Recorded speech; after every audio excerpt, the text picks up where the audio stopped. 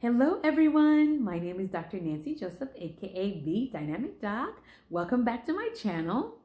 I hope everyone is staying safe amid this COVID-19 pandemic.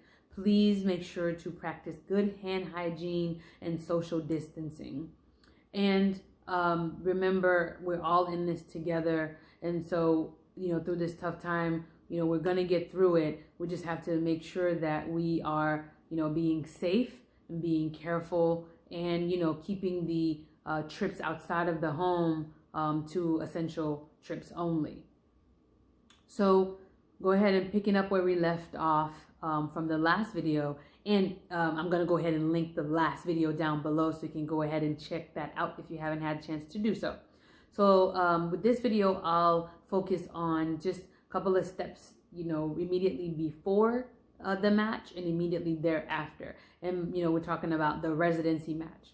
So 4th year of medical school, and a large part of it is interviewing for residencies.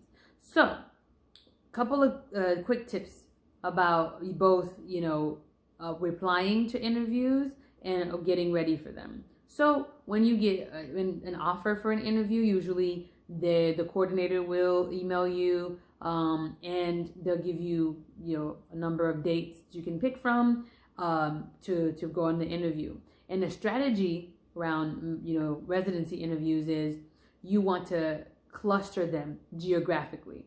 So in a previous video, I talked about away rotations. So what I did is, I did medical school in Ohio, but wanted to go to the tri-state for residency. So I did away rotations in the tri-state area. So I bunched a lot of my interviews during that time that I did the away rotation. That way I can save a whole lot on flights, because otherwise I'd be flying back and forth from Ohio to the tri-state area, which can get extremely expensive. And so I'd be doing an away rotation, and then usually the institution you're rotating with is well aware that you're going to be going on interviews, and so they're usually okay with you missing a couple of days to go on interviews. So I would be going on a couple of interviews for my aways. I did 3 months in the tri-state area of away rotations, and so throughout that time, that's when I went to most of my interviews, and that really saved me a lot. So that's one tip. Another tip is make sure to prepare for those interviews. You don't want to just kind of go in there, cold turkey. You want to, get your mind right and prepare and, get some, adequate sleep the night before. But also there are great resources to help you prepare for the possible questions that you may be asked. Now, the AMA is a website that has great resources, or a great resource in general for sample questions that you may be asked. So go ahead and look through those just so you can, get in that mindset and you can have a couple of answers prepared. And also remember, with these interviews, you're interviewing the program as much as they're interviewing you. So before you even start your interview trail, I would recommend making a list of top 3 to 5 things that you're looking for in a program. And then that's going to really help you later on, once you're finished all your interviews, to kind of narrow it down and where you want to put them as far as, in the ranking order. So we're talking about, look at some sample questions, get ample amounts of rest, bunch them geographically, and write down your top 3 to 5 characteristics that you want in a program. And then when you go on your interviews, I would recommend having a notebook with you. So that way, because you want to have one central space, one central area that you wrote all your notes down about the programs, because it's going to make it much easier later on to go back through them to try to, okay, this program had that, okay, this program had that, so that you can compare them. And also write down those questions that you deem important to ask the programs, because you want to go in there prepared, and you don't want to get in there like just firing questions at the trainees or the program directors. You want to kind of work it into a conversation. But if you kind of have, templated questions that you ask all the programs where you interview, at the end of your interview trail, you'll be able to compare apples to apples and really have kind of a good idea of how the programs compare with each other. So that's kind of going into the interviews. Well, of course, you go into the interview process, be on time, dress professionally. Oftentimes there's a dinner the night before the interview. That's a great time to, ask, some, questions to the current residents, because usually it's a dinner with current residents. So you want to make sure you take advantage of that.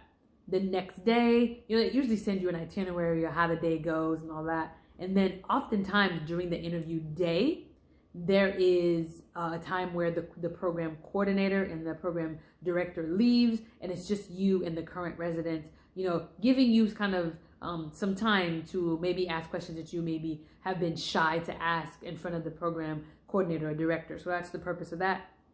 So again, make sure you maximize your time, but of course, be, cognizant and be very, kind and, professional, no matter what. So that's kind of the interview trail. So you've now gone through your interviews, and now you're done, and now it's time to make what they call a rank list. So I'll take this opportunity to talk about the match process and what exactly that is. So the match process is really a process in which you make your list of programs make a list of candidates, and a match happens when what program that's on your list, you're also on their list, and at a certain level, because the programs list all the applicants. But of course, if a program, let's say, has 13 or 15 spots, they're going to list way more applicants than that, because there may be applicants that they list that didn't list them, or they didn't list them high on their list. So basically the match happens with, let's say, you rank all of your programs for, let's say you interviewed at 10 places, and your number one program, if you're also on that program's list, then usually there's a match, provided that you're, at a certain rank level in that program's list, that then you match with that program. So then if you're not on that program's list, it goes down to your number two. And if you're, until it gets to a program in which there's a match, you're on their list, they're on your list, match. The match, once you match with the program, it's a contractual agreement. So that's where you're going to go. So that's how the match works. Timeline goes, usually there's a deadline in which you're supposed to submit your list, your rank order list. And then there's a deadline for the programs to submit theirs. And then usually sometime in the spring, usually around March, it's match week. So on a Monday, you get an email to let you know whether you matched. Doesn't tell you where, it just says you matched. And then on that Friday, you find out where you matched. Now, it is possible that on that Monday, you may get an email that says you didn't match. So the process after that would be you can enter into what they call the Scramble or the SOAP. And what that is, there are a number of programs that they might not have filled all their spots. And so then you can scramble into a program that way. Let's say you're trying out for pediatrics, you didn't match into any of the programs on your list. And then there may be some, pediatric program out there that didn't fill all their spots. It may not be in your preferred location, but then maybe you'll be able to scramble into that spot. Also, a possibility is maybe there aren't any open pediatric spots. And so now you may have to scramble into a transitional year spot. And then during that time, you'll go there. And of course, again, it's a contractual agreement. So you'll be there for a year, and then you'll try again next year. So with that, I want to say, if you're a person that is watching this video and you did not match, it's okay. Many have been in your position. There is a light at the end of the tunnel. There are many individuals every year who don't match, and it's okay. there's always a chance next year to, reapply and interview and, match. I've known many individuals that, that didn't match, and it's okay. There's, the opportunity is not lost. You can still match the next year. So do not be discouraged. Know that you're not alone. So with the next video then, I'll kind of get into, now that you've matched, yay, whether it's through the Scramble or just kind of the traditional, process, what happens now? So now you're at the end of your 4th year. You've done, you finished all your requirements. So what now? So stay tuned for the next video where I'll talk about the transition from 4th year medical school to residency.